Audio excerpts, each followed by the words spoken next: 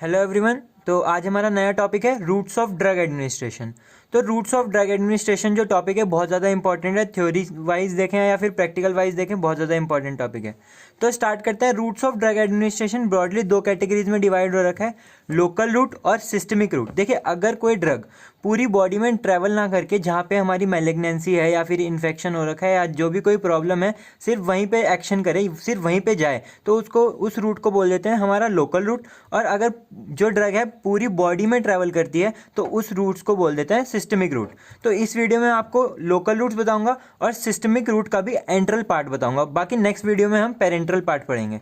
तो local routes में आ जाते हैं हमारे टॉपिकल, डीपर टिश्यूज और आर्टीरियल रूट्स। इनके बारे में आपको डिटेल में बताऊंगा अभी। अब देखिए, एंट्रल और पेरेंट्रल में डिफरेंस समझ लीजिए। अगर हमारी जो ड्रग है अगर वो ब्लड स्ट्रीम में जा रही है थ्रू एलिमेंट्री कैनाल, तो वो आ जाएंगे हमारे एंट्रल में। और अगर हमारे ब्लड स्ट्रीम में जो ड्रग जा रही है वो without entering the alimentary canal है, तो वो हमारे पेरेंट्रल में आ जाएंगे। तो एंट्रल में भी है हमारे ओरल, सबलिंगुअल, रेक्टल। तो स्टार्ट करते हैं हमारे लोकल रूट्स। लोकल रूट्स में पहला है हमारा टॉपिकल। देखिए, अगर हम किसी ड्रग को एक्सटर्नल सरफेस पे अप्लाई कर रहे हैं तो वो हमारा टॉपिकल आ जाएगा। जैसे हमें स्किन पे इन्फेक्शन हुआ या फिर कोई इन्फ्लामेशन हुआ है, नेजल म्यूकोसा में इरिटेशन हुई है, आइज में irritation, ear canal, anal canal या फिर वेजाइना में हमें कोई प्रॉब्लम हुई है, इन्फेक्शन हुआ है, तो हम उसको टॉपिकल उसमें ड्रग को एक्सटर्नली अप्लाई करेंगे। तो देखिए, अब आपको स्किन पे कोई प्रॉब्लम होती है तो आप spray, lotion, ointment, cream, powder ये सब यूज़ करते हैं, जो कि मैंने आपको लास्ट वीडियो में भी बताया था इनके बारे में, डोसेज फॉर्म ऑफ ड्रग्स।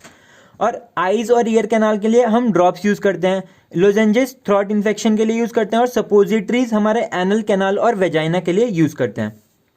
अब नेक्स्ट आते हैं हमारे डीपर टिश्यूज में। अब देखिए, जैसे आपकी कैविटी है, नी जॉइंट की कैविटी है या फिर आपकी आई की जो कैविटी है, अगर आपको वहाँ पे कोई प्रॉब्लम हो गई तो अगर आप पूरी ब्लड सर्कुलेशन के थ्रू आप कोई ड्रग देंगे तो वहाँ पे बहुत ही कम ड्रग पहुंचेगी और वो टाइम भी बहुत ले लेगी। तो हम क्या करते हैं, डायरेक्टली नीडल या फिर सिरिंज के थ्रू जो ड्रग को है वो डिलीवर कर देते हैं। तो डीपर टिश्यूज में इंट्रा कैविटेटरी एग्जाम्पल में बहुत फेमस एग्जाम्पल है नी जॉइंट का। पेन होता है आर्थराइटिस के केस में हाइड्रोकॉर्टिसोन का इंजेक्शन दे दिया जाता है नी जॉइंट में।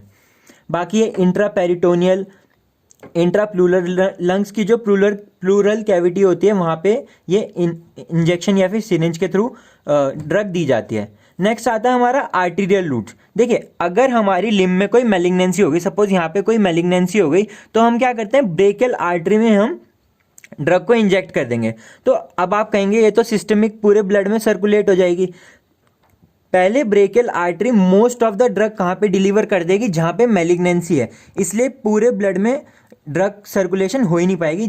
मोस्ट ऑफ द ड्रग 99% जो ड्रग है वो सारी लिम्ब में ही सर्कुलेट हो जाएगी। तो ये हमारे हैं लोकल रूट्स।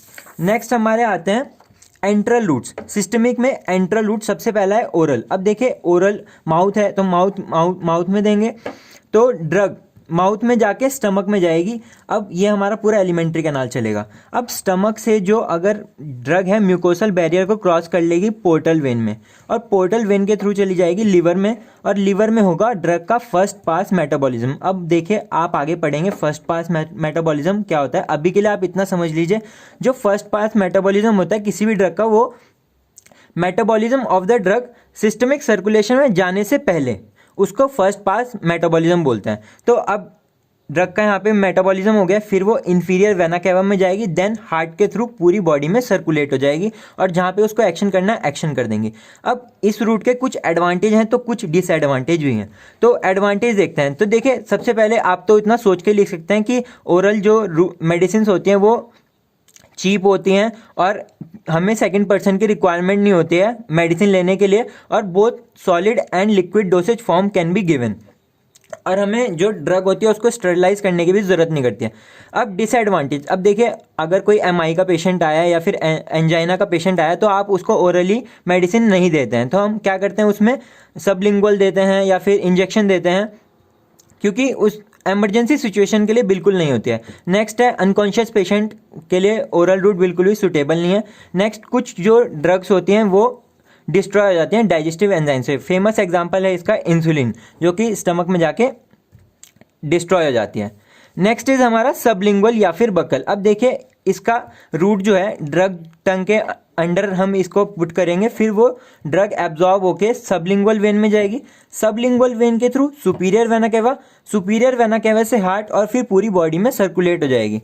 अब इस जो हमारा रूट है इसका एडवांटेज क्या है, बहुत तेज़ एब्जॉर्प्शन होता है क्योंकि हमें डायरेक्ट हमारे सुपीरियर वेना केवा में चली जा रही है, और इस केस में लीवर बाईपास हो जाता है तो जो ड्रग है उसका फर्स्ट पास मेटाबॉलिज्म भी नहीं होगा।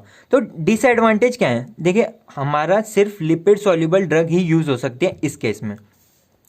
बहुत फेमस एग्जांपल है, ये आपको याद रखना है, हमेशा आपके हमेशा काम आएंगे पूरी लाइफ में। तो ये है आइसोसोर्बाइड मोनोनाइट्रेट। मैंने आपको लास्ट वीडियो में भी बताया था, एमआई पेशेंट, अगर कोई आपको मायोकार्डियल इन्फेक्शन का पेशेंट आता है तो आप सबसे पहले उसको क्या करते हैं, सबलिंगुअली आइसोसोर्बाइड मोनोनाइट्रेट टैबलेट दे देते हैं। और एंजाइना पेक्टोरिस के केस में ग्लिसरल ट्राइनाइट्रेट। तो मोस्टली ट्राइनाइट्रेट के जो सॉल्ट्स होते हैं वो हार्ट डिजीज में यूज़ होते हैं। नेक्स्ट इज हमारा रेक्टल।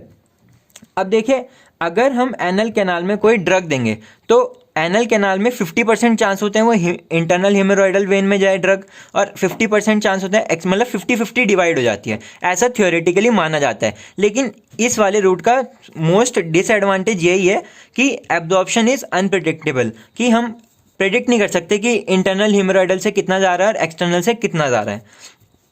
तो ड्रग जो है पहले एनल कैनाल में जाएगी, देन एक्सटर्नल हीमोरॉयडल वेन। अगर ड्रग एक्सटर्नल हीमोरॉयडल वेन के थ्रू गई तो वो डायरेक्ट आईवीसी में जाएगी और फिर हमारे हार्ट में और देन पूरे बॉडी में सर्कुलेट हो जाएगी। और अगर इंटरनल हीमोरॉयडल वेन में जा रही है तो ड्रग पहले लिवर में जाएगी, देन लिवर में ड्रग का फर्स्ट पास मेटाबॉलिज्म होगा, देन वो आईवीसी में आएगी, देन हार्ट में जाएगी और फिर पूरी बॉडी में डिस्ट्रीब्यूट हो जाएगी।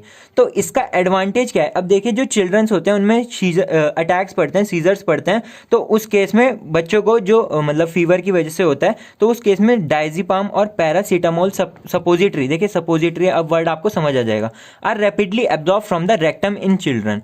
तो इस वाले टॉपिक में इतना ही है। तो ये फर्स्ट पार्ट है। नेक्स्ट पार्ट में मैं आपको पेरेंटल रूट के बारे में बताऊंगा। This is all about routes of drug administration. Thank you. अगर आपको मेरी वीडियो पसंद आई है तो प्लीज़ लाइक, सब्सक्राइब और शेयर जरूर कीजिएगा। Thank you.